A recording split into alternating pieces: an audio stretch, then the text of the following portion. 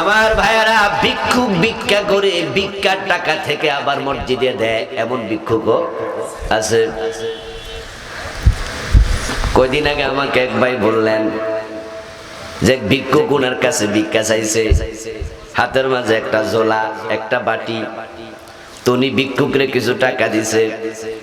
এখন ভিক্ষুক টাকাটা লইয়া যে দিছে তার সাথে হাঁটতেছে, কোথাও যাবে একসাথে, একটু সামনের দিকে, সামনে দেখে যে এক কানা হে রাস্তার পাশে দাঁড়ায় দাঁড়ায় ভিক্ষা করতেছে। কিছুক্ষণ আগে হুজুর যে ভিক্ষুকরে টাকা দিছে, ওই ভিক্ষুক পকেটে হাত দিয়া টাকা বাইর কইরা কানা বেডারে দিছে। হুজুর কয়, আমি তো আশ্চর্য হলাম, আরে হে রে, আমি মাত্র ভিক্ষা দিলাম আর হে আবার ভিক্ষা দেয়। আমি তারে বললাম, কি রে ভাই, তুই আমার তো ভিক্ষা নিলি? কো হুজুর, আমি তো হাইটা হাইটা ভিক্ষা করতে পারি, বেটার তো চোখ নাই,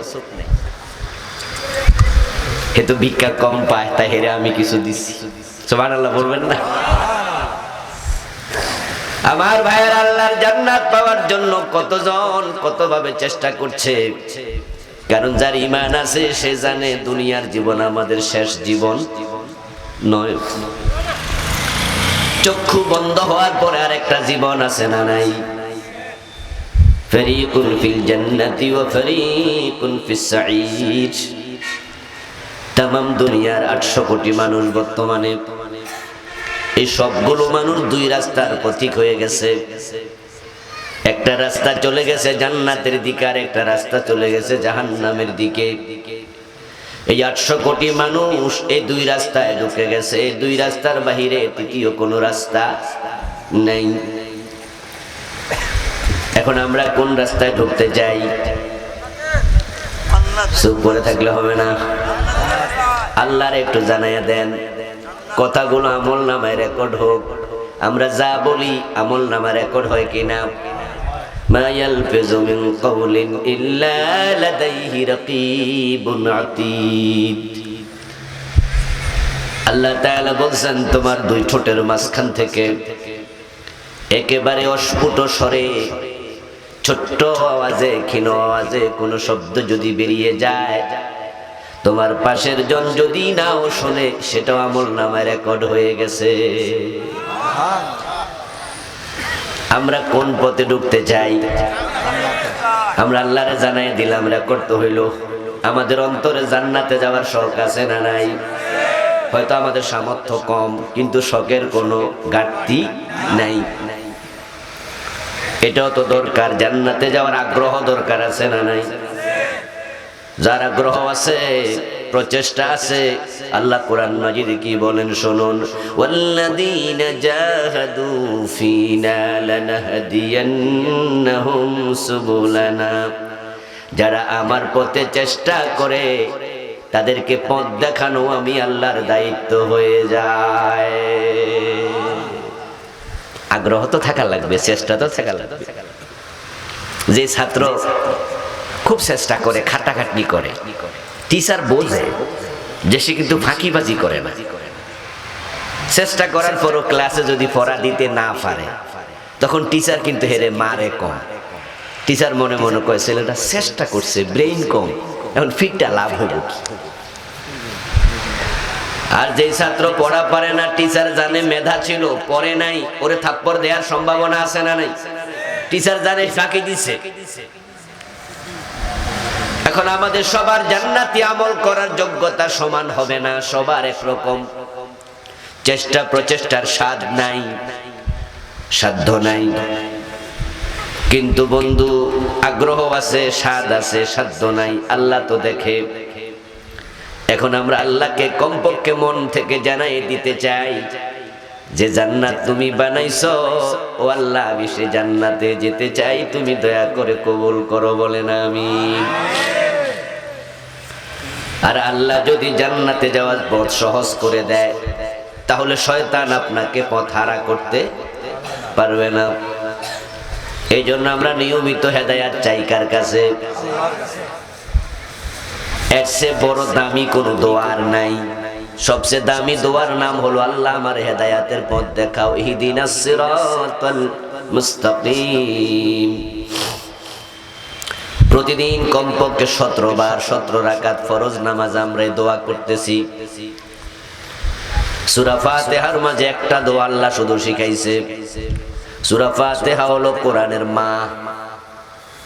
কোন মুফাসসির বলেছেন 30 পারা কোরআন নাজিল না হইয়া যদি শুধু সূরা ফাতিহা নাজিল হতো, জাতির হেদায়েতের জন্য একটা সূরাই যথেষ্ট হয়ে যেত।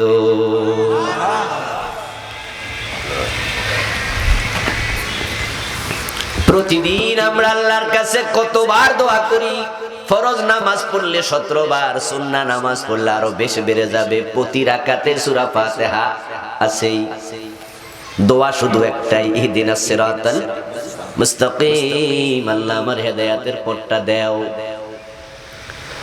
এই হেদায়েত পাওয়ার জন্য আল্লাহর কাছে আমরা কত কাতর মিনতি করি। এবার আল্লাহ কোরআনে বলেন, কি বলেন শুনুন। মান ইউরিদিল্লাহু আন ইয়াহদিয়াহু ইয়াশরাহ সাদরাহু লিল ইসলাম। এখন আপনি তো হেদায়েত চাইলেন, হেদায়েত দেওয়ার মালিককে। তিনি যদি দিতে চান, আপনার সাথে একমত হন, তিনি যদি বলেন ঠিক আছে আমার বান্দা হেদায়েত চাইতেছে, ঠিক আছে আমি তাকে হেদায়েত দেব, তাহলে এবার তিনি বলেন আমি যাকে হেদায়েত দিতে চাই তার এই বুকটাকে, হৃদয়টাকে আমি দ্বীনের জন্য খুলে দেই। সুবহানাল্লাহ। ইয়াশরাহ সাদরাহু লিল ইসলাম। তার কলবকে, তার অন্তরকে আল্লাহ তাআলা ইসলামের জন্য খুলে দেন। কে খুলে দেয়? আল্লাহ। এবার আপনার ভালো লাগবে, এবার তাহাজ্জুদ করে মজা পাবেন, আল্লাহ খুলে দিছে। এবার মাহফিলে এসে আপনার মজা লাগবে, এবার হুজুরদের সাথে চলতে ভালো লাগবে, এবার রোজা রেখে মজা পাবেন, লম্বা নামাজ পড়ে মজা পাবেন। হুজুর লম্বা সিজদা দিছে, আপনার আর বিরক্ত লাগবে না।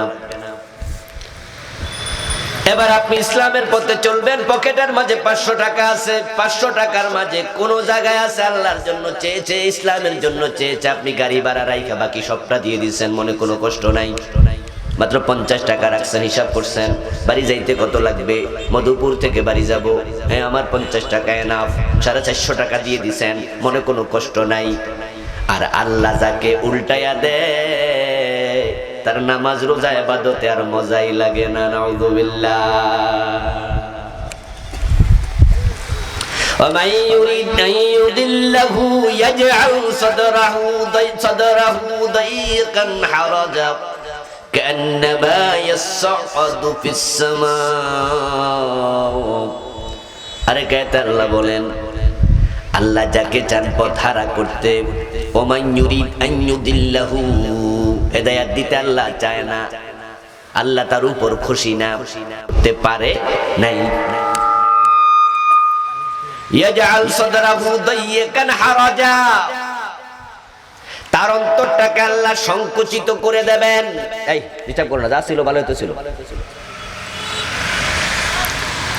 ইয়াজআল সাদরাহু দাইয়াকা হারাজা, একবারে সংকুচিত করে দেবেন, অন্তরটাকে আর খুলে দেবেন না। কান্নামা ইয়াসআদু ফিস সামা, হেদায়েতের পথে চলা, ইসলামের পথে চলা তার জন্য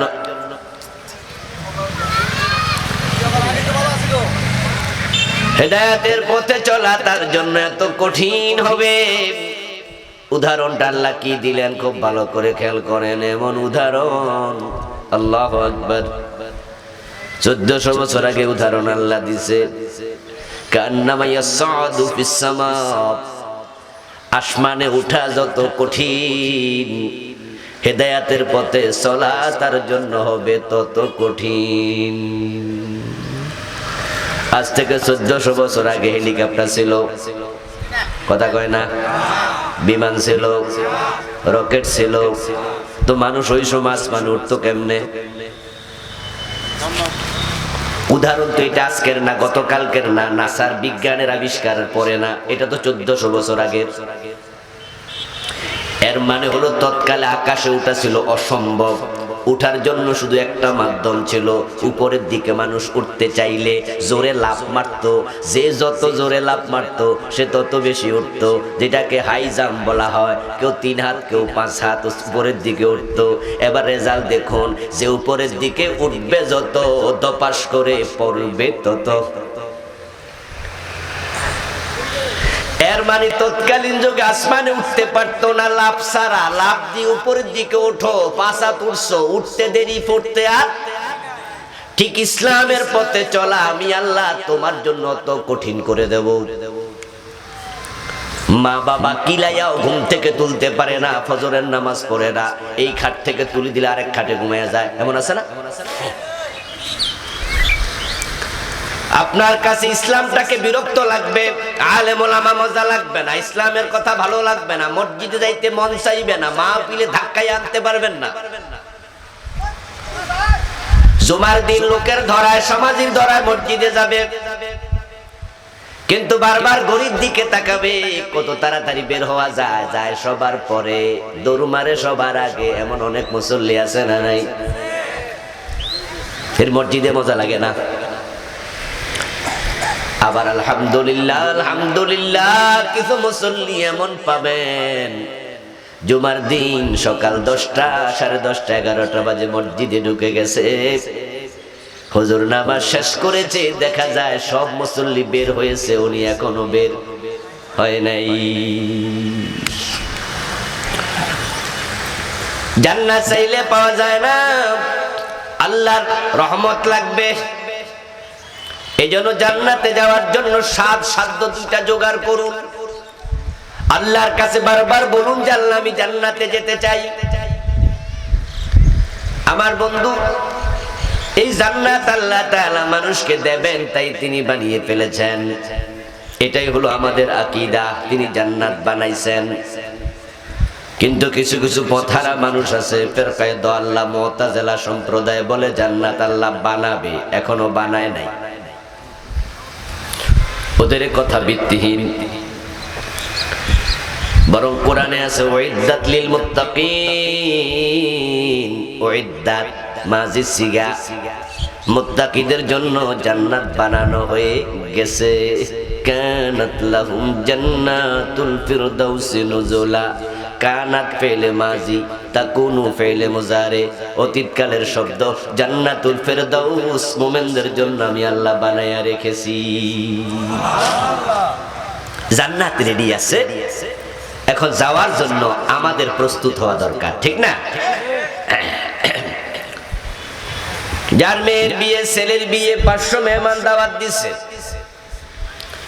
আগামীকাল সকাল 10টা বাজে আমার মেয়ের বিয়ে, আমার ছেলের বিয়ে, আমার বাড়িতে আপনার জন্য দাওয়াত, খাবারের ব্যবস্থা করেছি। মেহমান যাওয়ার পরে রান্না বান্না শুরু না আগে রেডি, খরচা শুরু হয়ে যাবে আরো 3 দিন আগে, 5 দিন আগে।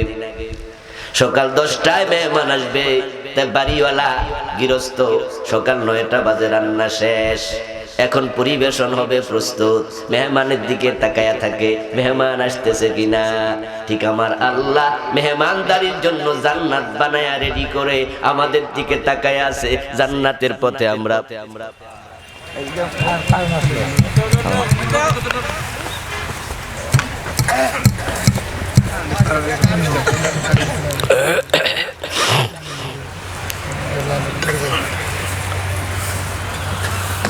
ওমা একবার খালি নেন, চাটা হইব নি? কোন চা দিলে চিনি ছাড়া দিতে হইব।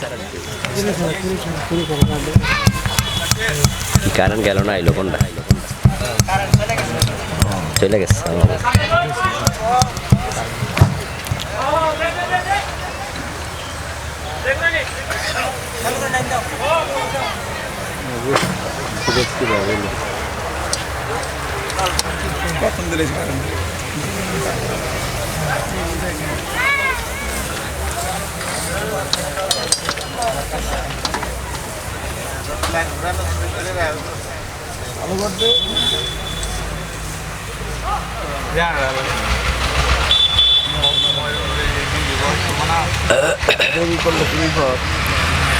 একজন ওখানে বসায় রাখবা, একজন এখানে থাকবা, একজন হ্যাঁ আরেকজনের এটা জিকির করুন লা ইলাহা ইল্লাল্লাহ লা ইলাহা ইল্লাল্লাহ লা ইলাহা ইল্লাল্লাহ মুহাম্মাদুর রাসূলুল্লাহ। আমার প্রিয় ভাইরা বলতেছিলাম, ওই মেহমান যিনি দাওয়াত দিছেন তিনি যেমন তাকায়া দেখেন আসতেছে কিনা মেহমান, আমার আল্লাহ তাকায়া দেখে আমি জান্নাত বানাইছি, ওই জান্নাতের পথে আমার বান্দা আসতেছে কিনা। রাসূলুল্লাহ সাল্লাল্লাহু আলাইহি সাল্লাম বলেন, قال الله تعالى اذا تقرب العبد الي شبرا تقربت اليه ذراعا وإذا تقرب مني ذراعا تقربت إليه باعا وإذا أتاني ماشيا أتيته هرولا। হাদিসে কুদসি আল্লাহ তাআলা নিজে বলতেছেন, প্রিয় নবী আমাদেরকে শোনাচ্ছেন, আমার বান্দা আমার জান্নাত পাওয়ার জন্য আমি আল্লাহর দিকে আমার রাস্তায় যদি এক বিগত হেঁটে আগায়, আমি আল্লাহ জান্নাত দেওয়ার জন্য এক হাত আগায়া যাই। আমার বান্দা যদি এক হাত আগায়, একটু কমাই দাও, আমি আল্লাহ জান্নাত দেওয়ার জন্য দুই হাত আগাই। আমার বান্দা যদি জান্নাতের রাস্তায় হাঁটে হেঁটে আগায়, হাঁটা শুরু করে, আমি আল্লাহ দেওয়ার জন্য দৌড়াতে শুরু করি। তাহলে যিনি জান্নাত বানাইলেন, আমরা যারা জান্নাতে যেতে চাই, আগ্রহ আমাদের বেশি না আল্লাহর বেশি? এরপরও যদি জান্নাত আমরা না পাই, আল্লাহর দোষ কি? রাসূলুল্লাহ সাল্লাল্লাহু আলাইহি ওয়াসাল্লাম হাতের মাঝে একটি কাঠি নিলেন, অনেকগুলো আঁকা বাঁকা আঁক দিলেন মাটিতে, তারপরে মাঝখানে একটা সোজা আঁক দিলেন, দিয়ে সাহাবা যারা সেখানে হাজির ছিলেন তাদেরকে প্রশ্ন করলেন, এই যে মাটির মাঝে আমি এতগুলো আঁক দিয়েছি, এগুলোর ব্যাখ্যা বোঝো, মানে বোঝো? সাহাবা যারা ছিলেন উপস্থিত তারা বললেন, আমরা তো বুঝি না। আল্লাহু ওয়া রাসূলুহু আলামু, আল্লাহ এবং রাসূল ভালো জানেন। প্রিয় নবী তখন বললেন, আঁকা বাঁকা সবগুলো হলো জাহান্নামের রাস্তা, আর মাঝখানে একটা সোজা, এটা আল্লাহর জান্নাতের রাস্তা। তো জান্নাতের রাস্তা কয়টা?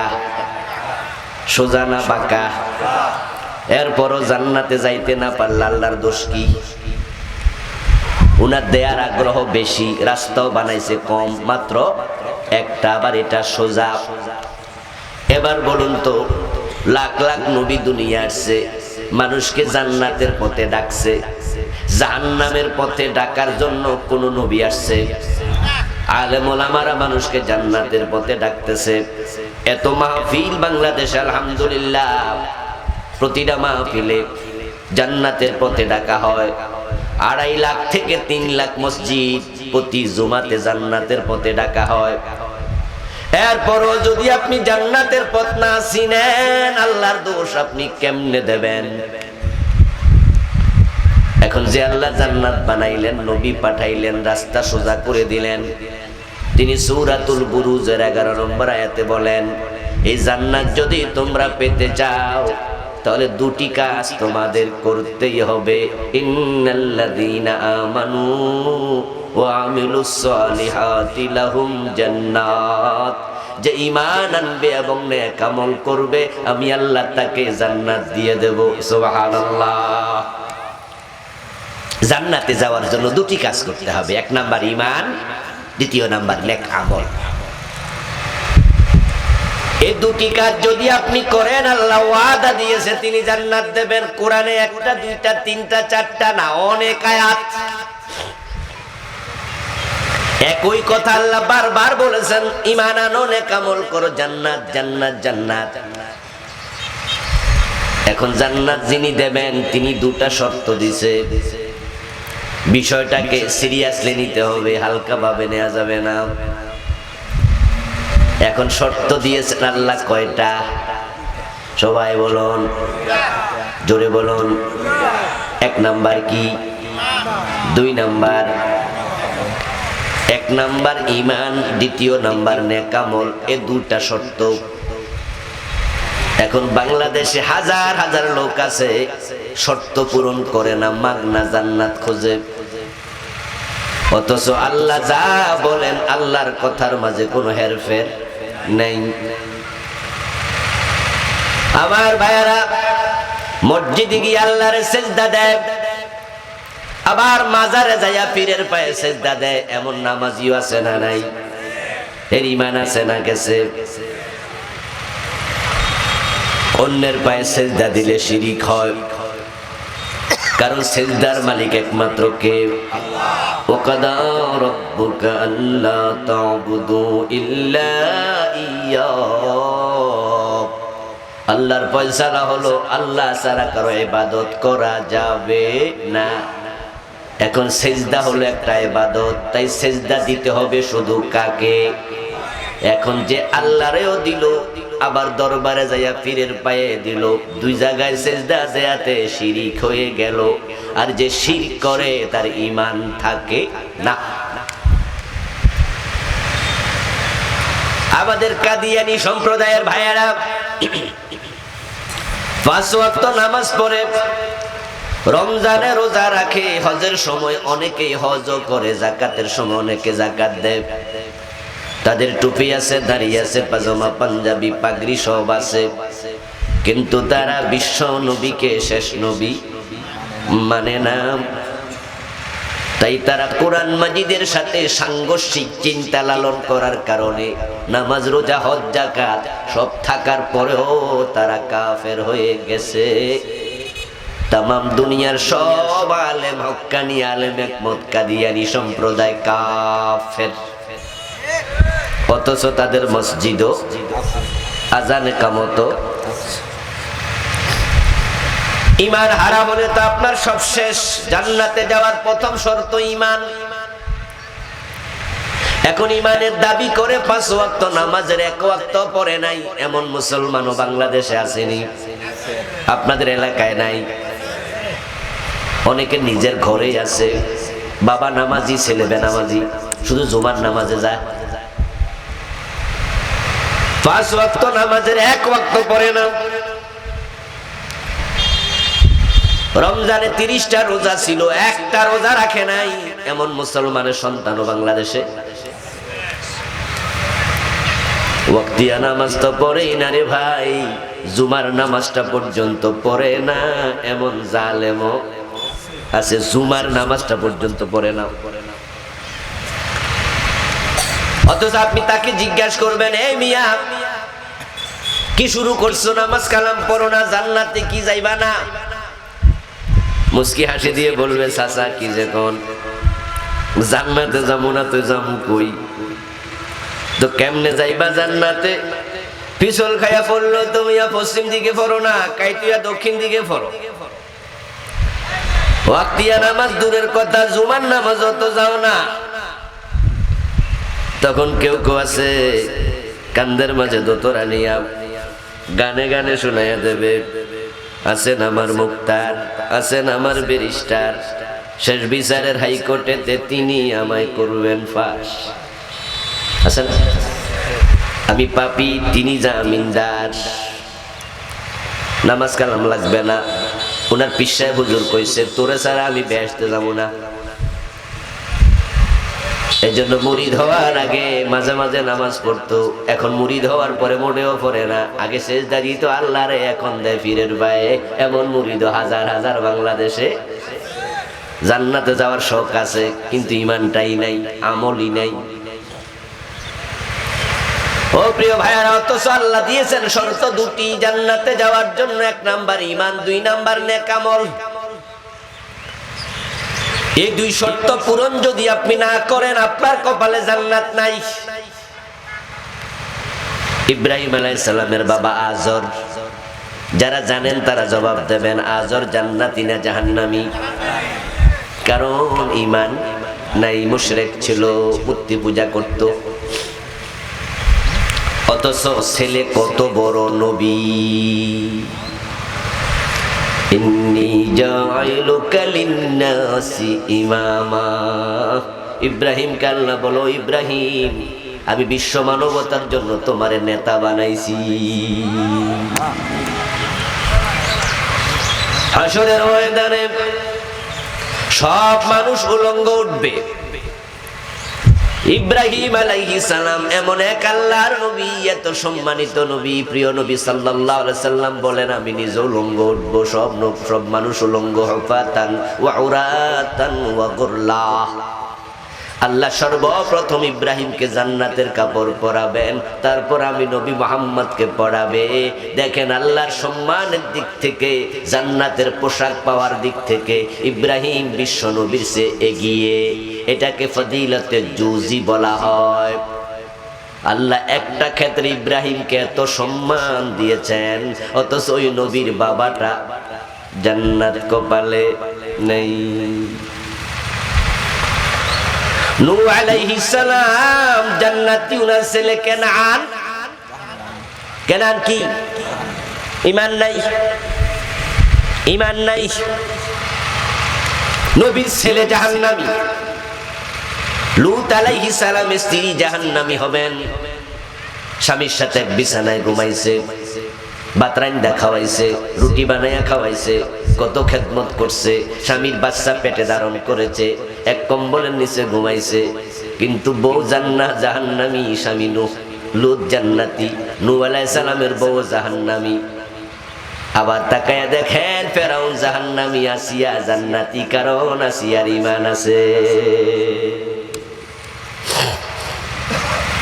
রাসূলুল্লাহ সাল্লাল্লাহু আলাইহি সাল্লাম জান্নাতি, শুধু জান্নাতি নন, হাজার হাজার মানুষে তিনি সুপারিশ করে জান্নাতে নেবেন। কিন্তু ওনারা আপন চাচা আবু তালেবের খবর কি? আবু তালেব আপন চাচা জাহান্নামী, কারণ ঈমান নাই। এবার আপনারাই বলুন তো, জান্নাতে যাওয়ার জন্য ঈমানটা ধরে রাখা দরকার আছে না নাই? এটা ছাড়া জান্নাতে ঢোকার কোনো সুযোগই।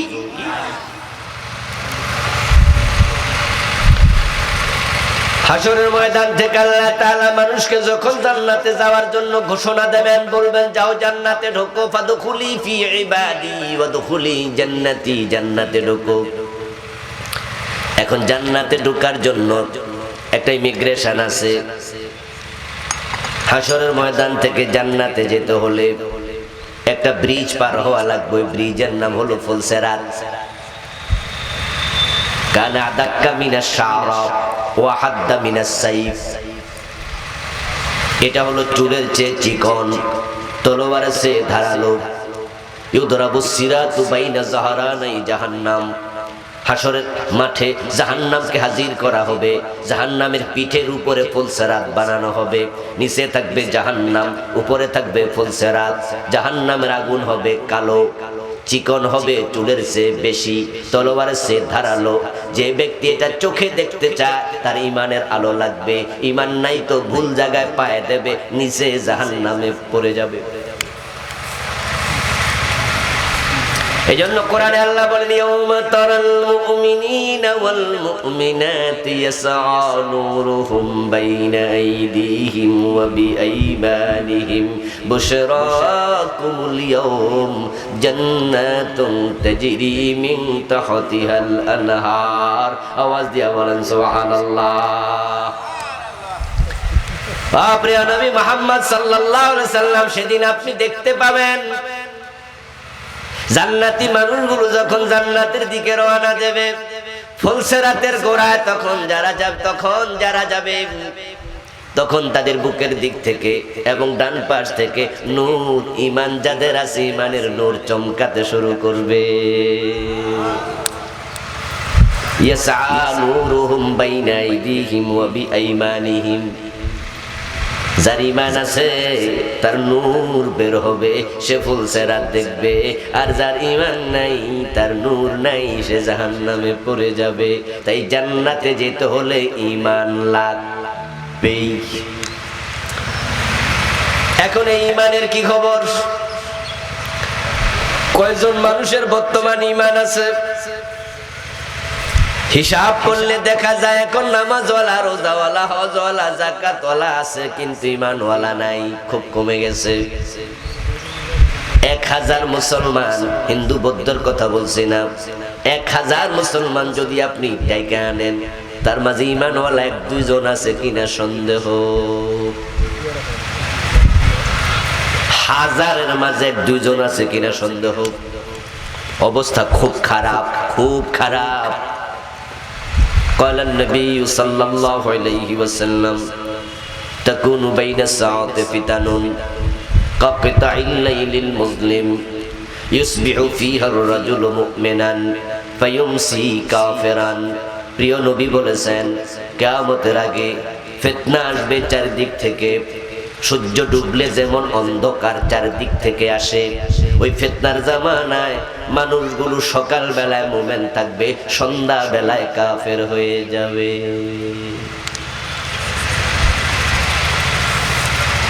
وقال النبي صلى الله عليه وسلم يأتي على الناس زمان يجتمعون في المساجد ليس فيهم مؤمنون। আল্লাহর হাবিব আরেকটা হাদিসে বলেন, এমন একটা জামানা মানুষের কাছে আসবে, মানুষগুলো জামাতের সাথে মসজিদে নামাজ পড়বে, কিন্তু একটারও ঈমান থাকবে না। কি মারাত্মক কথা! জামাতের সাথে নামাজ পড়তেছে, ইমাম সাহেবও কাফের, মুয়াজ্জিন সাহেবও কাফের, মুসল্লি সব কাফের, একটারও ঈমান নাই, এমন একটা জামানা। এখন সেই জামানা আসবে না, এসে গেছে। এই যে আমি বললাম 1000-এর মাঝে 1-2 জন ইমানদার পাওয়া কঠিন, এমন জামানা এসে গেছে।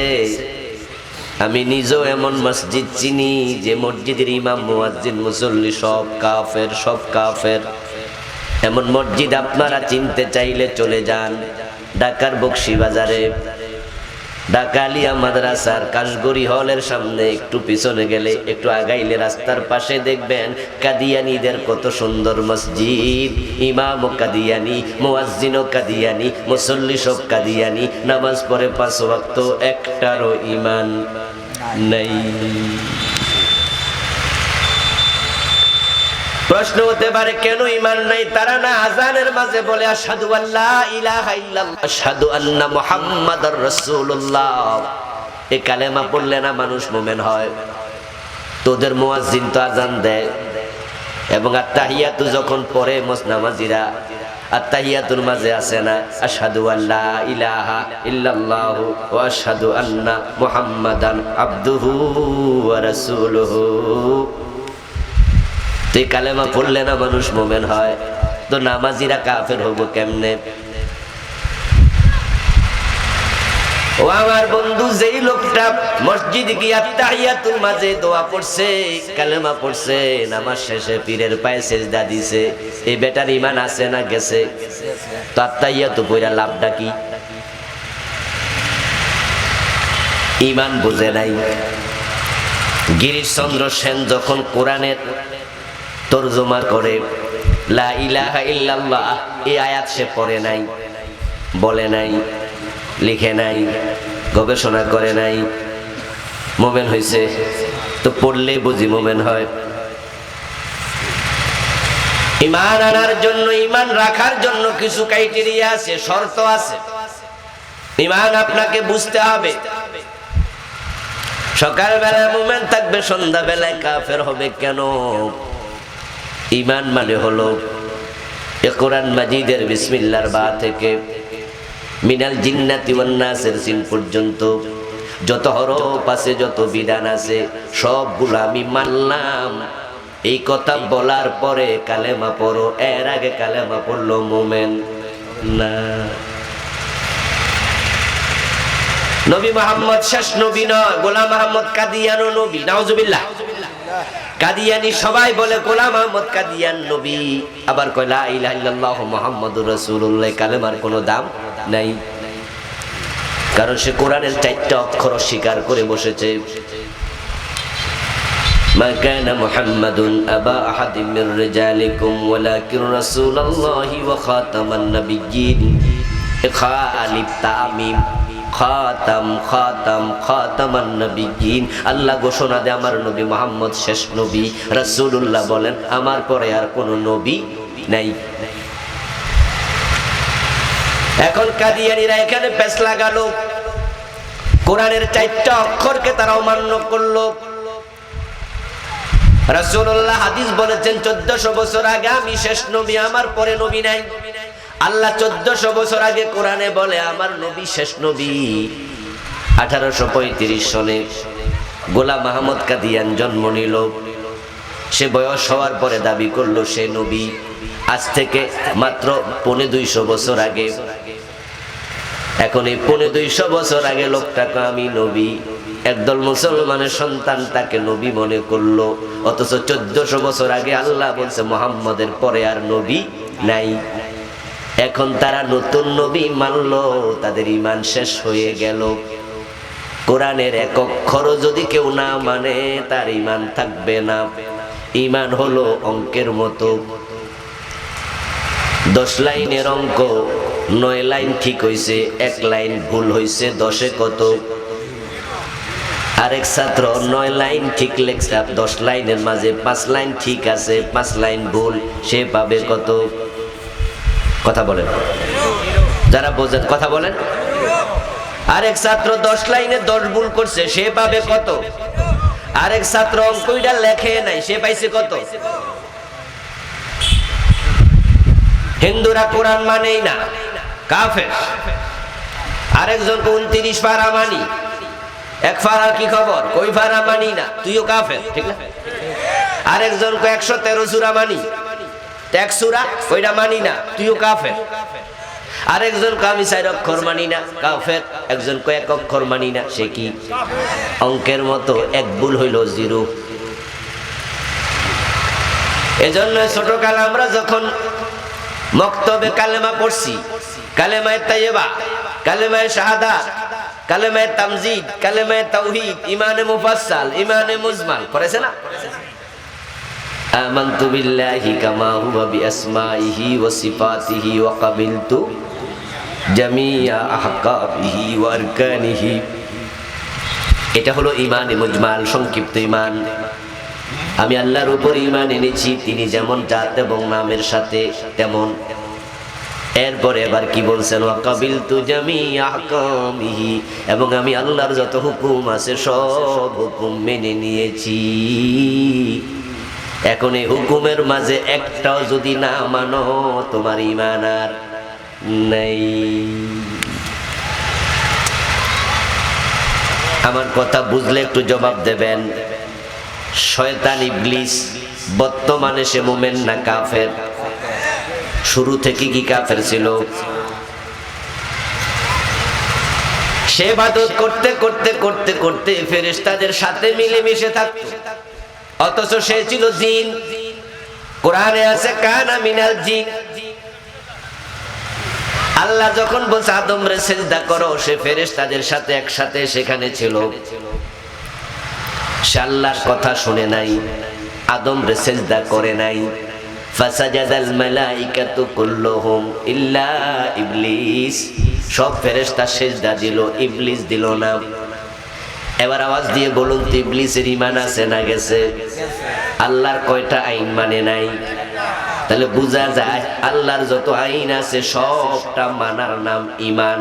যদি কেউ একটাও না মানে সে হয়ে যাবে কাফের।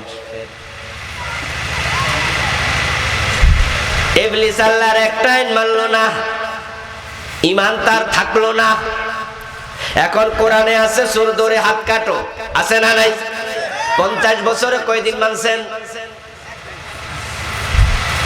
কোরআনে আছে জেনা করলে 100 বেত লাগাও, আয-যানিয়াতু ওয়াজ-যানি ফাজলিদু কুল্লা ওয়াহিদিম মিনহুমা মিআতা জালদা। অবিবাহিত হলে 100 বেত লাগাও, বিবাহিত লোক জেনা করলে পাথর মেরে হত্যা করো। বাংলাদেশে জেনা বিচার আছে না নাই? 50 বছরে এই আইন কায়েম হইছে কয়দিন? আল্লাহ তাআলা বলতেছেন ডাকাত ধরে শুলে দাও, চোর ধরে হাত কাটো, জেনা করলে পাথর মারো, 100 বেত লাগাও, মদ পান করলে 80 বেত লাগাতে হবে, এমন আইন ইসলামে আছে কিনা? বাংলাদেশে কয়দিন মানছেন? অথচ হযরত ওমর রাদিয়াল্লাহু তাআলা আনহু নিজের ছেলেকে রেহাই দেন। মদ্যপানের অপরাধে প্রিয় পুত্রকে নিজ করে মেরেছ দোররা, মরেছে পুত্র তোমারই চোখের পরে।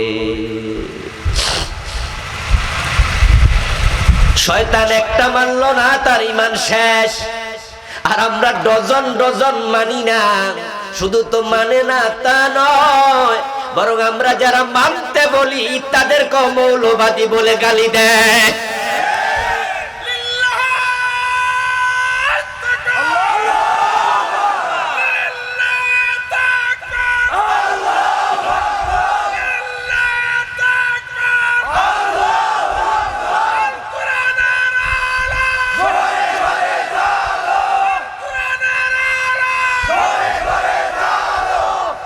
আমার বন্ধু, মানা না মানা কুফর। আপনি তো মানেন না, এমনিতে কুফর করলেন। আর যারা মানতে বলে তাদেরকেও জেলে দেন, তাদেরকেও সুতানাতা দিয়া ফাঁসি দিয়া দেন, তাদেরকে রাজাকার মৌলবাদী বলে গালি দেন। তাহলে আপনারটা হলো চুরি চুরি আরো সিনা জুরি। ঈমান আপনার থাকবে কেমনে? কত নামাজি পাওয়া যায়, আল্লাহর আইনের কথা বললে চেহারা কালো হয়ে যায়। আপনি রোজার কথা বলেন, ঠিক আছে, হজের কথা বলেন, অসুবিধা নাই, কিন্তু আল্লাহর জমিনে আল্লাহর আইন লাগবে কথা বললে কয় হুজুর রাজনীতির ওয়াজ করিয়েন না। এ জাতীয় কথা বলার অনুমতি মসজিদে দেয় না, এমন মসজিদ কমিটি আছে না নাই? তুমি মসজিদ কমিটির সভাপতি হইয়া লাভ কি? তোমার ঈমানটা নেই। আরে বাইতুল্লাহর সভাপতি রাসূলের দাদা আব্দুল মুত্তালিব, লাভ কি? বাইতুল্লাহর সভাপতি তো কাফের, আব্দুল মুত্তালিব জাহান্নামী। তাই তুমি মসজিদের সভাপতি হইয়া লাভটা কি? তোমার মসজিদে যদি হুজুর আল্লাহর দ্বীনের কথা পরিপূর্ণ বলতে না পারে, ঈমান তোমার থাকবে না। আমার বন্ধু কাদিয়ানি 4 অক্ষর মানে না, আর আমরা অনেকে ডজন ডজন মানি না। ওই কাদিয়ানিকে কাফের ফতুয়া দিয়া মজা নেয়। আমি আপনাদেরকে কোরআন মাজিদের একটা আয়াতের অংশ শোনাই। এখানে অক্ষর আছে 15টা। এটা আপনারা কয়জনে মানেন আজকের মাহফিলে? নিজেরে প্রশ্ন করবেন, আমি কিন্তু প্রশ্ন করব না। আপনি নিজেকে প্রশ্ন করে জবাব নেবেন। জবাব যদি পজিটিভ হয় মানেন, আলহামদুলিল্লাহ আপনি মুমিন। যদি জবাব হয় নেগেটিভ, আপনিও কাফের। কেউ ফতুয়া দেওয়া দরকার নাই, এটা কোরআনের বিধান। আলা লাহুল খালকু ওয়াল আমরু, এটা কোরআন মাজিদের একটা আয়াতের অংশ। এখানে অক্ষর আছে 15টা। কাদিয়ানি 4টা মানে নাই, কাদিয়ানি কাফের। এখন কোন লোক যদি 15টা না মানে, সে মুমিন না কাফের? বাংলা অর্থ বললে আপনি বুঝবেন মানেন কিনা। বাংলা অর্থ হলো সাবধান, সৃষ্টি যার, আইন চলবে শুধুই তার। বলেছেন কে?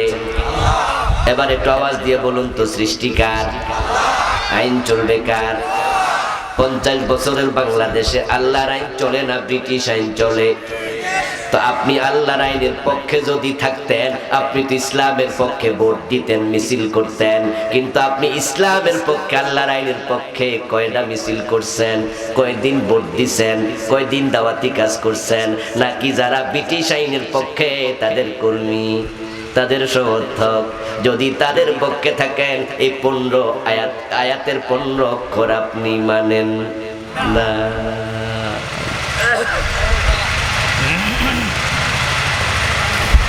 ও প্রিয় ভাই, কোরআন মাজিদে যা আছে সব মানতে হবে। 92% নাকি আমাদের দেশে মুসলমান।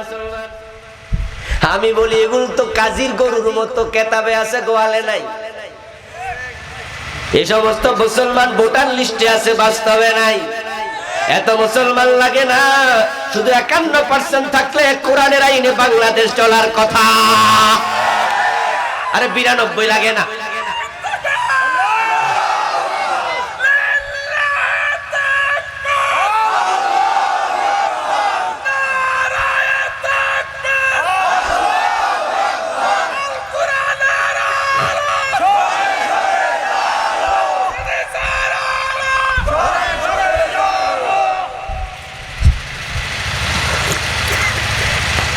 প্রিয় ভাই, ইমানটা বুঝবেন। আপনার কবরে আমি যাব না, আমার কবরে আপনি যাবেন না। এই যে মানুষ ইমান হারা হবে, জামাতে নামাজ পড়বে, ইমান থাকবে না। ইমানদার কমতে কমতে কমতে কমতে হাদিসে পাওয়া যায় একটা সময় আসবে যখন তামাম দুনিয়ায় আর একজন ইমানদারও থাকবে না, তখন আসমান জমিনটাও আর থাকবে না। সহিহ মুসলিমে এসেছে, ক্বালান নবী সাল্লাল্লাহু আলাইহি ওয়াসাল্লাম, লা তাকুমুস সাআতু ওয়ালা আহাদিন ইয়াকুলু আল্লাহ আল্লাহ। আল্লাহ বলার মতো একজন মুমিন যতদিন থাকবে ততদিন কিয়ামত হবে না। তাহলে কিয়ামত যখন হবে, বোঝা গেল হাদিস থেকে আল্লাহ বলার মতো একজন মুমিনও আর থাকবে না। এবার আপনাদের থেকে একটু জানতে চাই, বলুন তো কিয়ামত দিন দিন আগাচ্ছে না পিছাচ্ছে? তো কিয়ামত আগালে মুমিন বাড়বে না কমবে? অথচ বাংলাদেশে দিন দিন বাড়তাছে, মানে পুরা উল্টা, হাদিসের পুরা উল্টা। যেমন 1971 সনে আমরা মানুষ ছিলাম 7.5 কোটি, তার মাঝে 50 লাখ বাদ দেন অমুসলিম, তাহলে মুসলমান ছিল 7 কোটি। এখন 2023 মানুষ হয়ে গেছে প্রায় 18 কোটি। 2 কোটি বাদ দেন অমুসলিম, মুসলমান হয়েছে 16 কোটি। ছিল 7 কোটি, এখন হয়েছে 16 কোটি।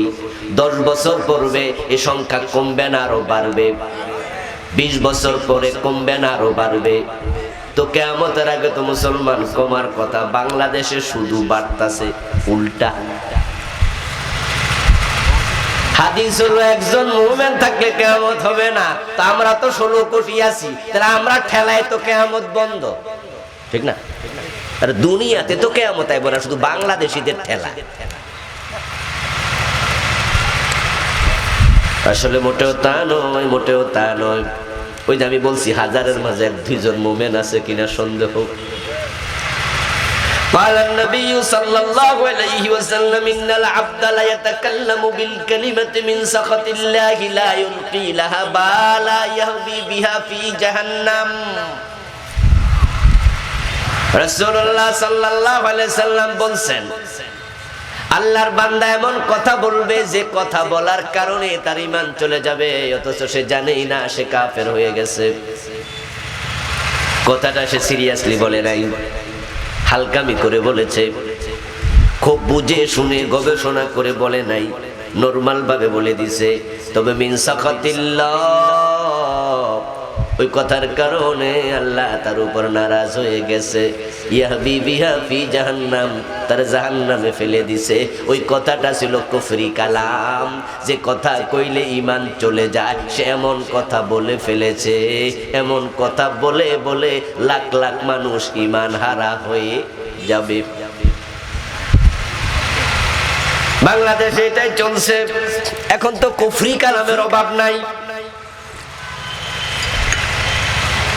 নির্বাচন যখন আসে, মুসলমান নেতারাই মাই খাতে নিয়ে মানুষরে কয় ভোট দিয়েন। আপনারা ভোট দিলে আমরা এমপি হমু, মন্ত্রী হমু, চেয়ারম্যান মেম্বার হমু। তাই জনগণ সকল ক্ষমতার উৎস, এমন স্লোগান বাংলাদেশে আছে না নাই? এটা বলার সাথে সাথে ঈমান শেষ। এটা কুফরি কালাম, কুফরি কালাম। এটা কোরআনের একবারে উল্টা। কোরআনের আল্লাহর বক্তব্য হলো আন্নাল কুওয়াতা লিল্লাহি জামিয়া, সকল ক্ষমতার মালিক কে? কুলিল্লাহুম্মা মালিকাল মুলক তুতিল মুলকা মান তাশা। ও রাজাদিরাজ আল্লাহ, ক্ষমতা তোমার হাতে, তুমি যাকে চাও ক্ষমতা দাও, যাকে চাও তানজিউল মুলকা মিম্মান তাশা, ক্ষমতা আবার কেড়ে নাও। এখন আপনি কোন জনগণ সকল ক্ষমতার উৎস। ইন্না লিল্লাহ কয় কিরে, জনগণ ক্ষমতার উৎস নয়, ক্ষমতা কে দেয়? জনগণ চেষ্টা করতে পারে। যেমন আমরা বিয়ে করি, স্ত্রীর বিছানায় যাই, বাচ্চা কি আমি বানাই? কথা বলেন না কেন? বাচ্চা কি স্বামী বানায়? বউ বানায়? তারা বিয়ে করছে, সঙ্গ নিয়েছে, বাচ্চা তো আল্লাহ। এটা হলো ঈমান।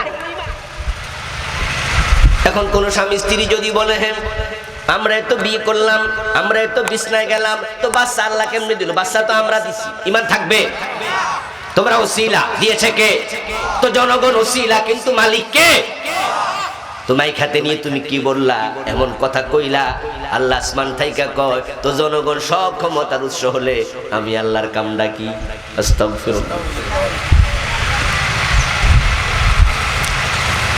জনগণ সকল ক্ষমতার উৎস নয়, এটা বোঝানোর জন্য আল্লাহ হয়তো গত নির্বাচনে দেখাইছে জনগণ ঘুমাইছে, ক্ষমতা চলে গেছে, তাহাজ্জুদের সময় কাম শেষ। ঠিক না? জনগণ ঘুমের তুইটাতে কাম শেষ। তো আল্লাহর কেমনে বুঝাইতো যে জনগণ তোদের হাতে ক্ষমতা নাই? এরপরও যদি তুমি মাইক নিয়ে আগামী নির্বাচনে কও জনগণ সকল ক্ষমতার উৎস, তুমি তো একটা বলদ, ঠিক না? বর্বর। ও ভাইরা আমার, হিন্দুদের দুর্গা পূজা যখন আসে তখন নতুন করে প্রতি বছর কয়েক লাখ মুসলমান কাফের হয়। ওরা মূর্তি পূজা কইরা কাফের হয় না, ওরা উলালে হয়। ছাগলের বাচ্চা 3টা যদি হয়, 2টা দুধ খাইয়া লাফায়, আরেকটা ফাও ফাও লাফায়। মূর্তি বানাইলো হিন্দুরা, মূর্তি পূজা করলো হিন্দুরা, মুশরিক হইলো হিন্দুরা, কিন্তু মুসলমানের সন্তান মাঝখান দিয়া উলালে লাফাইয়া কাফের হয় প্রতি বছর। 10 বছর আগে এটা ছিল না। ওই যে কিয়ামতের আগে ফিতনা বের হবে, এটা নতুন ফিতনা। শয়তান এমন এক স্লোগান বানাইছে যেটা আগের মানুষ জানতো না, দিত না স্লোগান। এই 8-10 বছরের ভিতরে স্লোগান ডাইছে। কোন নেতা বা নেত্রীর মুখ দিয়ে এটা বের করে দিছে শয়তান। বের করে এখন হাততালি দিয়ে হাসতেছে আর কইতাছে, দেখ এমন স্লোগান শিখাইছি, তোদের ঈমান শেষ। ওই স্লোগানটা কোরআনের একবারে উল্টা। দুর্গা পূজা আসলে কিছু মুসলমান স্লোগান দেয়, ধর্ম যার যার, উৎসব সবার। এমন স্লোগান আছে না? কোরআনের একবারে উল্টা। কোরআন মাজিদ আল্লাহ শিখাইছে স্লোগান, লাকুম দীনুকুম ওয়ালিয়া দীন। বাংলা হলো তোমাদের ধর্ম তোমাদের, আমার ধর্ম আমার। দুইটা এক না, আলাদা? জোরে বলুন, এক না আলাদা? তাহলে স্লোগান হবে ধর্ম যার, উৎসব তার, ঠিক না? ধর্ম যার যার, উৎসব সবার, এটা হতে পারে। এমন চিন্তা মাথা শয়তান ঢুকায়া দেবে, ঈমান গড়ে হারায় ফেলবেন। এই যে ক্লাস 6 এর বইতে নতুন করে একটা ঢুকাইছে বিবর্তনবাদ। যাদের সন্তানরা, আত্মীয় স্বজনরা ক্লাস 6 এ পড়ে, সমাজ বই খুলবেন, 114, 15, 16 নম্বর পৃষ্ঠায় দেখবেন, সেখানে লিখছে বান্দরের ছবি দিয়া দিছে। বানর দিছে একবারে পিছনে, তারপরে দিছে একটু হালকা মানুষ মানুষ, তারপরে আরো একটু মানুষ মানুষ, তারপরে আরো একটু মানুষ মানুষ, তারপরে ফার্স্টে দিয়া দিছে একবারে পুরো এক বেড়া। এরা বুঝাইয়া দিছে বানর থেকে মানুষ হইছে। নাউযুবিল্লাহ। এই বিশ্বাস আনার সাথে সাথে ঈমান চলে, এটা ডাইরেক্ট কুফর। এখন সিলেবাসে ঢুকাইয়া দিছে অলরেডি। কোরআনে আল্লাহ বারবার বলেছেন, আমি মানুষ বানাইছি মাটি থেকে, আর তোমাদের বানাইছি আদম থেকে, ঠিক না? আদম বানাইছি, লাকাদ খালাকনাল ইনসানা মিন সুলালাতিন মিন তিনিল লাযিব মিন হামাইম মাসনুন মিন সালসালিন কাল ফাখার মিন মাইন দাফিক يخرج من بين الصلب والترائب ওয়াবাসতা মিনহুমা রিজালান কাসীরা ওয়া নিসা ওয়াত্তাকুল্লাহ। কত সুন্দর করে আল্লাহ বলেন, আমি মাটির নির্যাস থেকে আদম বানাইছি, 60 হাত লম্বা 60 গজ লম্বা করে আদম বানাইছি। ওই মাটির আদমের ভিতরে রূহ ফুঁকে দিলাম, তখন আদমের দেহটা রক্ত গোস্ত হাড্ডিতে পরিণত হয়ে গেছে। ওই আদমের পাজরের হাড্ডি থেকে আমি হাওয়ারে বানাইছি, হাওয়া এবং আদম থেকে আমি কোটি কোটি মানুষ দুনিয়ায় ছড়াইয়া দিছি। এই হলো মানুষ সৃষ্টির রহস্য, মানুষ সৃষ্টির ঘটনা। আর এখন মিস্টার ডারউইন কয় না না, মানুষ বানর ছিল, বানর থেকে গাছে গাছে লাফালাফি করতে করতে লেস কইরা গেছে, পরে আস্তে কইরা ওই বানরটা এমনি ধাক্কা মারছে, সোজা হইয়া খাড়াইয়া বেড়া হইয়া গেছে। বানর থেকে মানুষ হয়েছে। কোরআনের সবগুলো আয়াত অস্বীকার করেছে, কোরআনের একটা অস্বীকার অক্ষর অস্বীকার করলে কাফের হয়, আর এত আয়াত অস্বীকার করলে ঈমান আছে না গেছে? আমরা সরকারকে এগুলো বলেছি, বিভিন্ন জায়গায় আলোচনা করেছি, ইউটিউব ফেসবুক আলোচনা গেছে, আলেম ওলামাদের প্রতিনিধি দল প্রধানমন্ত্রীর কাছে গেছে, স্বরাষ্ট্রমন্ত্রীর কাছে গেছে, শিক্ষামন্ত্রীর কাছে গেছে, এই বইগুলো দেখাইছে। আলহামদুলিল্লাহ সরকার সিদ্ধান্ত নিয়েছে এগুলো পাঠ্য বই থেকে সরিয়ে দেয়া হবে। কিন্তু বলুন তো, যদি সরানো না হতো তাহলে রেজাল্টটা কি হতো? যদি সরানো না হয় রেজাল্টটা কি হবে? আমরা আলেম ওলামারা 2 মাস 3 মাস বলে আমরাও চুপ মেরে যাব। কিন্তু ক্লাস 6-এ পড়ুয়া ওই ছোট ছোট বাচ্চাগুলো বইতে যখন পড়বে, মানুষ বানর ছিল, তারপরে আস্তে আস্তে করে মানুষ হয়েছে। ছোট মানুষ না বুঝে এটা বিশ্বাস করার সম্ভাবনা আছে না নাই? বিশ্বাস করার সাথে সাথে আমাদের কলিজার টুকরা বাচ্চাগুলো বাচ্চা বয়সে কাফের হয়ে যাবে।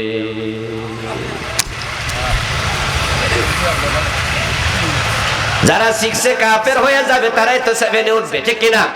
তারাই তো পরে 8-এ উঠবে, তারাই তো 9-এ উঠবে। এর মানে নতুন প্রজন্মটার ঈমানই থাকবে না।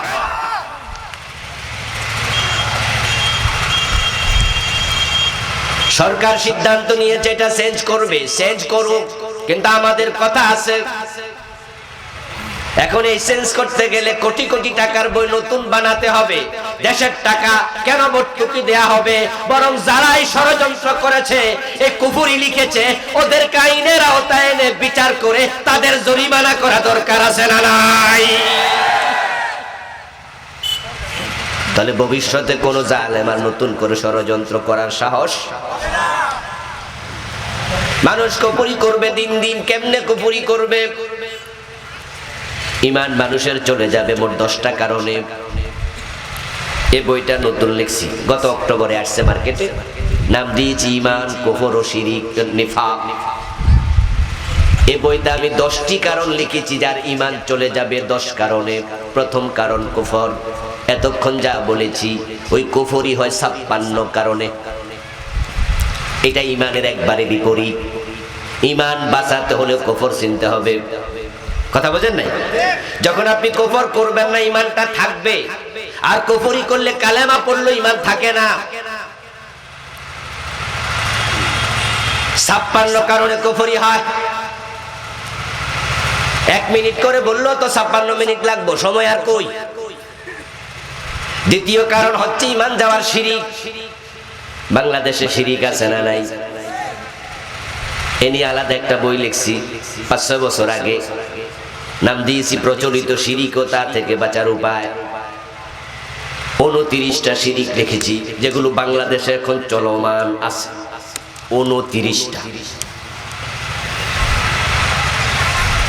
ওই শিরিক একটা করলে ঈমান যায়। যে এলাকায় পীরের মাজার আছে ওই এলাকায় তো শিরকের বাজার মিলে গেছে। এলাকার মহিলারা অধিকাংশ মুশরিক হয়ে গেছে। মাজারগুলোতে মানত করছে, মাজারের নামে কসম করছে, মাজার গিয়ে সেজদা করছে, মাজার মুখী এমন বেদাত করছে যেগুলো তাদেরকে কুফর পর্যন্ত, শিরক পর্যন্ত নিয়ে যাচ্ছে। শিরিক না বুঝার কারণে মুসলমানেরা মসজিদে গিয়ে পর্যন্ত শিরিক করছে। কিভাবে? হুজুর যখন ওয়াজ করে মসজিদ আল্লাহর আইনে চলবে, ডান পা দিয়ে ঢুকবেন, বাম পা দিয়ে বের হবেন, আল্লাহু আকবার বলে নামাজ শুরু করবেন, সালাম ফিরিয়ে নামাজ শেষ করবেন। সব মুসল্লি কয় জি জি, সভাপতির আইনে মসজিদ চলবে না, আল্লাহর আইনে চলবে। সভাপতি নিজেও কয় জি হুজুর, আল্লাহর আইনে চলুক। সেক্রেটারির আইনে মসজিদ চলবে না, কোষাধ্যক্ষের আইনে মসজিদ চলবে না, আমি ইমাম, আমার আইনে মসজিদ চলবে না। মাগরিবের ফরজ 3 রাকাত, 2 রাকাত করে সালাম ফিরাইলে আমার লোকমা দিতে হবে, আমি ভুল করলে মানা যাবে না। মসজিদ চলবে কার আইনে? সব মুসল্লি জি জি জি। মাশাআল্লাহ। এতক্ষণ পর্যন্ত মনে হয়েছে সব মুসল্লি মুমিন। এবার হুজুর বলতেছে, শোনো ও মুসল্লিরা, যে আল্লাহর আইনে মসজিদ চলবে, ওই আল্লাহর আইনে সংসদ ভবনও চলবে, গণভবনও চলবে, বঙ্গভবন চলবে, আদালত চলবে, সচিবালয় চলবে, হাইকোর্ট চলবে, সুপ্রিম কোর্ট চলবে। আমার আল্লাহ বলেছেন ইনিল হুকমু ইল্লা লিল্লাহ, আমার আইন ছাড়া কারো আইন চলবে না। এটাও কিন্তু মানতে হবে। তখন মুসল্লি 2 ভাগে ভাগ হয়ে যায়। যারা নিরীহ সাধারণ মুসল্লি ওরা কয় জি, আমরা সব জায়গায় আল্লাহর আইন মানবো। আর যারা একটু নেতা টাইপের মুসল্লি, ওরা মাথাটা নত করে কয় হুজুর তো রাজনীতি শুরু করছে। ওনারা এবার আল্লাহর আইন সব জায়গায় মানতে রাজি না। 2 জায়গায় সেজদা দিলে শিরিক হয়। সেজদা হবে শুধু কার? এখানে আল্লাহরে দেবেন, বাহিরে গিয়ে আপনি ফিরে দেবেন মুশরিক। আইন 2 জনের মানলে শিরিক হয়। আইন মানবেন শুধু কার? মসজিদে আল্লাহর আদালতে ব্রিটিশ আইন ঈমান থাকবে না, মুসল্লি মুশরিক। শিরিক না বোঝার কারণে আজকে মসজিদে আপনার মাহফিলের বক্তা পর্যন্ত শিরিক করে, শিরিকের ওয়াজ করে। হাজার হাজার মানুষের সামনে বক্তা ওয়াজ করতেছে আল্লাহর দন রাসূলকে দিয়া, আল্লাহ গেছে গায়েব হইয়া, রাসূলের দন খাজা লইয়া শুইয়া আছে আজমিরে, কেউ ফিরে না খালি হাতে খাজা বাবার দরবারে। নাউজুবিল্লাহ। এমন বক্তা বাংলাদেশে আছে? শ্রোতা আছে ওদের? হাজার হাজার শ্রোতা। অথচ এই কবিতা, এই চিন্তা যে বিশ্বাস করবে, আল্লাহর কসম তার ঈমান নাই, ঈমান শেষ। এই কবিতার প্রথম লাইন হলো কুফর, শেষ লাইন হলো শিরিক। আল্লাহর ধন রাসূলকে দিলে আল্লাহর রাজ্জাক থাকে কেমনে? আল্লাহর ধন যদি আল্লাহ রাসূলকে দিয়ে দেয়, রাসূল তো আল্লাহর কাছে আর চাওয়া দরকার নাই। অথচ রাসূল নিজে কার কাছে চাইতেন? আওয়াজ দিয়ে বলুন তো, আমরা কার কাছে চাই? 2 সেজদার মাঝখানে একটা দোয়া আছে, আপনারা পড়েন কিনা জানি না, পড়বেন, ভালো দোয়া। রাসূল পড়েছেন আল্লাহুম্মা গফিরলি ওয়ারহামনি ওয়াহদিনি ওয়াফিনি ওয়ারযুকনি। ওয়ারযুকনি মানে আল্লাহ আমার রিজিক দাও। রাসূল নিজে বলছে আল্লাহ আমার রিজিক দাও। আমাদেরকে বলছে তোমরাও আল্লাহর কাছে রিজিক চাও। আর বক্তা বলে কিনা আল্লাহর ধন রাসূলকে দিয়া আল্লাহ গেছে গায়েব। কোরআনে আছে কুল্লা আকুলু লাকুম ইনদি খাযাইনুল্লাহ ওয়ালা আ'লামুল গায়ব। ও নবী আপনি বলে দিন, আমি দাবি করি না আমার কাছে আল্লাহর ভান্ডার আছে, আমি দাবি করি না কোনোদিন আমি গায়েব জানি, বরং গায়েবের মালিক কে? রাসূল গায়েব জানে এমন আকীদা রাখে এমন আলেম বাংলাদেশে আছে। ঈমান শেষ, শিরক। তারপরে এবার বলছে রাসূলের ধন খাজা লইয়া শুইয়া আছে আজমিরে। রাসূলেরটা রাসূলের কাছেও নাই, এটা কে নিয়ে গেছে? খাজা বাবা। আবু বকর নিল না, ওমর, ওসমান, আলী রাদিয়াল্লাহু তাআলা আনহু কাউকে রাসূল দিলেন না, দিলেন মাইনুদ্দিন চিশতি খাজা বাবারে। মাইনুদ্দিন চিশতি রহমাতুল্লাহি আলাইহি আমরা ভালোবাসি। উনি বড় আলেম ছিলেন, শিরকের বিরুদ্ধে জিহাদ করেছেন, আরব থেকে ভারতে এসেছেন। উনার তলোয়ারটা যদি এখনো তিনি চালাইতে পারতেন, এই জাতীয় বক্তাদের গর্দানের মাঝে চালাইয়া দিতেন। কেউ ফিরে না খালি হাতে খাজা বাবার দরবারে, খাজা বাবা আমার ছেলে দাও, খাজা বাবা আমার মেয়ে দাও। আস্তাগফিরুল্লাহল আযীম। ঈমান থাকবে, শিরক গুলা জানবেন। 3 নাম্বার কারণ যেটাতে ঈমান চলে যায় সেটা হচ্ছে নিফাক। আমরা ছোটকাল থেকে মুক্তবে পড়েছি মুনাফিকের আলামত 3টা। কথা বললে মিথ্যা বলে, ওয়াদা করলে ওয়াদা লঙ্ঘন করে, আমানত দিলে আমানত খেয়ানত করে। অথচ এই বইটা আমি নিফাক লিখেছি, আলামত লিখেছি 28টা, বাকি 25টার কি খবর? বরং এই 3টা হলো ছোট আলামত, বড় বড়গুলো আল্লাহর কোরআনে আছে, যেগুলো বাংলাদেশে আলোচনাই নাই, যেগুলো আল্লাহ কোরআনে বলছে এরা মুনাফিক, এরা মুনাফিক, এরা মুনাফিক। ওই ছোট তিনটা শুনেছেন, বড় 25টা রয়ে গেল। কেউ মিশা কথা কইলে আমরা তারে আমরা মুনাফিক বলি না। মুনাফিক একটা আলামত। আমরা তার জানাজার নামাজ বাদ দেই না, কিন্তু যারা প্রকৃত মুনাফিক তাদের জানাজার নামাজ পড়ো কি নাই? আল্লাহ রাসূলকে আল্লাহ বলেছে ওয়ালা তুসাল্লি আলা আহাদিন মিনহুম মাতা আবাদা ওয়ালা তাকুম আলা কবরিহি ইন্নাহুম কাফারু বিল্লাহ। ইযা উনজিলাত সূরাতুম মুহকামা ওয়া যুকিরা ফিহাল কিতাল রাআইতাল লাযীনা ফি কুলুবিহিম মারাদ ইয়ানজুরুনা ইলাইকা নাযারাল মাকশিয়্যি আলাইহি মিনাল মাউত। ও প্রিয় নবী, আপনার সামনে বসে থাকা এই মানুষগুলো, উম্মতগুলোর মাঝে সবাই কিন্তু মুমিন নয়, তাদের মাঝে মুনাফিক আছে। এখন আপনি কেমনে চিনবেন? যখন নতুন কোন আয়াত নাজিল হয়, ওই আয়াতের মাঝে আমি জিহাদ প্রসঙ্গে আলোচনা করি, জিহাদের কথা শোনার সাথে সাথে দেখবেন কিছু লোকের চেহারা কালো হয়ে গেছে।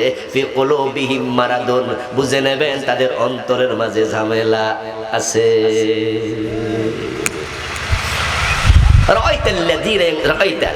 দেখবেন তাকাবে ইয়ানজুরুনা ইলাইকা নাযারাল মাকশিয়্যি আলাইহি মিনাল মাউত। জিহাদের আয়াত শুনলো, জিহাদের ওয়াজ শুনলো, এই তো চেহারাটা আস্তে করে কালো হয়ে গেল। জিহাদের মাঝে জঙ্গিবাদের গন্ধ খোঁজে এমন কিছু লোক আছে না?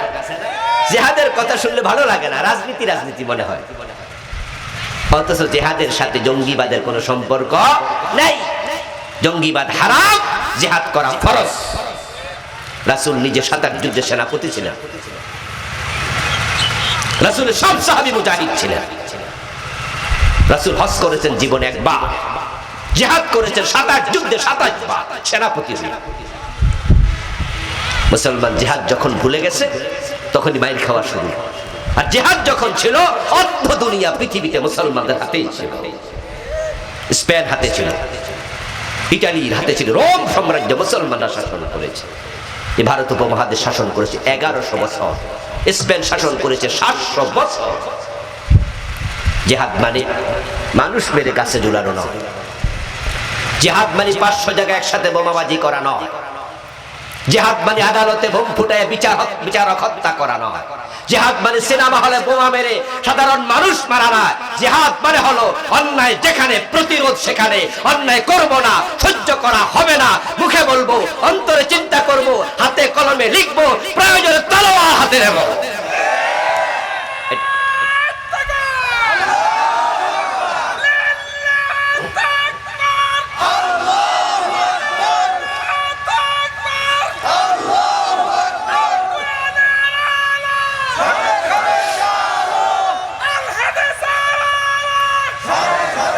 আমার ভাইরা, 4টা পার হয়ে গেছে।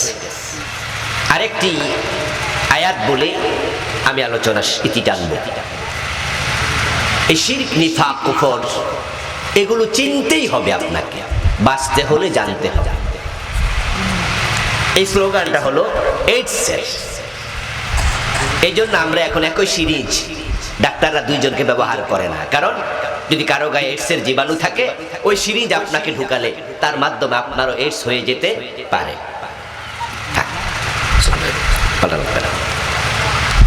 আমরা এখন শেভ যখন করে, আমাদের মাথার চুল যখন কাটি, ওই ব্লেড আমরা 2 বার ব্যবহার করি না, অন্য জনেরটা আপনাকে দেবে না। ওই বেটার যদি এইডস থাকে আপনার গায়ে এইডস আসতে পারে। এই জন্য এইডসের একটা স্লোগান হলো বাঁচতে হলে জানতে হবে কোন কোন কারণে এইডস হয়। না হয় তুমি কিন্তু ভালো মানুষ। এইডস আসে মূলত ব্যভিচার থেকে। যারা খুব বেশি লাগামহীন ব্যভিচার করে, এটা তাদের উপর আল্লাহর গজব। কিন্তু আপনি জীবনও ব্যভিচার করেন নাই, কিন্তু যে বেটা এরকম এইডসওয়ালা, গজবওয়ালা, ও বেটার যে শেভ করছিল ওই সেলুনে আপনাকে ওই ব্লেড দিয়ে শেভ করছে। এখন বেটার যদি কোনো ব্লিডিং হয়, ওই ব্লাড ব্লেডে লাগে, ওই ব্লেড থেকে ওই আপনাকে করতে গিয়া লাগে, তাহলে ওই গজব আপনার ভিতরও চলে আসবে। এই জন্য বাঁচতে হলে জানতে হবে, ঈমান বাঁচাতে হলে কুফর জানতে হবে। 56 কারণে কুফর হয়, সবাই লিখবে না, কিন্তু সবাই পড়বে, সবাই বলবে না, সবাই শুনবে। এই জন্য আল্লাহ বলার জন্য মুখ দিছে একটা, শোনার জন্য কান দিছে দুটা।